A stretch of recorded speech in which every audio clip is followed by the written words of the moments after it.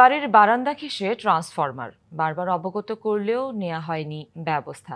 সেই ট্রান্সফরমার থেকেই বিদ্যুতায়িত হয়ে জীবন মৃত্যুর সন্ধিক্ষণে এক শিশু। 20 জুলাই গাজীপুরের ছায়াবিথি এলাকার বাসার বারান্দায় খেলতে গিয়ে গুরুতর দগ্ধ হয় শিশুটি। অভিযোগ, বাড়ির মালিক ও বিদ্যুৎ বিভাগের অবহেলায় এ দুর্ঘটনা।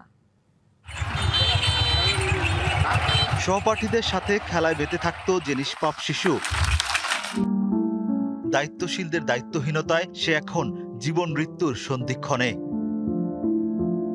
20 জুলাই গাজীপুরের ছায়াবিথি এলাকায় ভাড়া বাসায় ট্রান্সফরমার থেকে বিদ্যুতায়িত হয়ে গুরুতর দগ্ধ হয় 5 বছরের শিশু নিহান। তাকে ভর্তি করা হয় স্থানীয় হাসপাতালে। অবস্থার অবনতি হলে নিহানকে পাঠানো হয় ঢাকায় জাতীয় বার্ন ও প্লাস্টিক সার্জারি ইনস্টিটিউটে। তাকে বাঁচাতে বাম হাত কেটে ফেলেন চিকিৎসকরা। এক বাচ্চা পুড়ে গেছে, ওরা মেডিকেলে পাঠাইছে। বাচ্চাটার জীবন খুবই সংকটাপন্ন।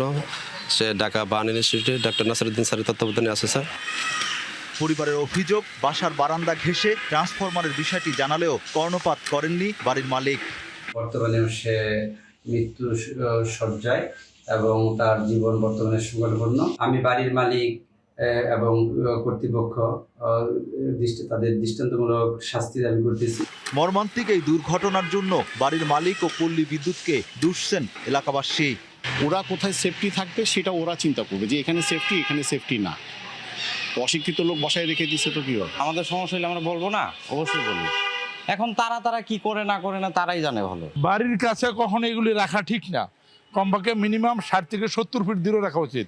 দুর্ঘটনা ঘটে দূরে ঘটুক, এখানে দুর্ঘটনা এই দিক দিয়ে ঘটছে, আবার ওই দিক দিয়ে বাড়িগুলো বাচ্চা বা বাড়িওয়ালা যেই বলে ক্ষতিগ্রস্ত হয়েছে।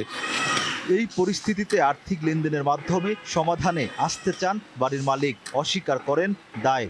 আমি জানিও না এটা কোথায় বসাইছে বা কোথায় দিছে। আর আমি অনেক অসুস্থ ছিলাম ওর সময়, তো প্রেগনেন্সির সময়, তো এই কারণে আমি একদম বেড রেস্টে ছিলাম, তো বেরই হই না। যদি বাচ্চার কোনো বেশি সমস্যা দেখেন তাহলে আমি তো বাইরে আছি, আমার কাছে পাঠিয়ে দেন, আপনারা নিয়ে আসেন। আমরা যতটুকু সহযোগিতা করতে পারি তখন করব।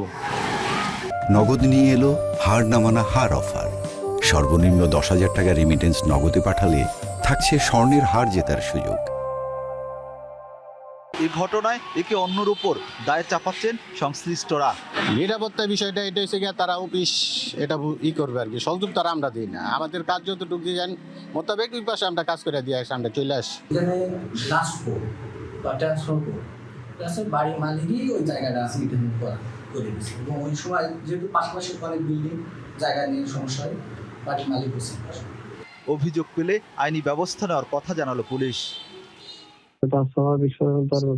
নিচে দাঁড়াইছিল এরকম আর কি, অভিযোগ পেলে আমরা ব্যবস্থা নেব, দেখবো কার কি গাফিলতি আছে আমরা দেখব। উত্তর ছায়াবিথি শ্মশান মোড় এলাকায় সাইফুল ইসলাম ও মনিরা বেগম দম্পতির 6 তলা বাড়ির 3য় তলায় বাস নিহানের পরিবারের। Rakib Hossain, DBC news, Gazipur.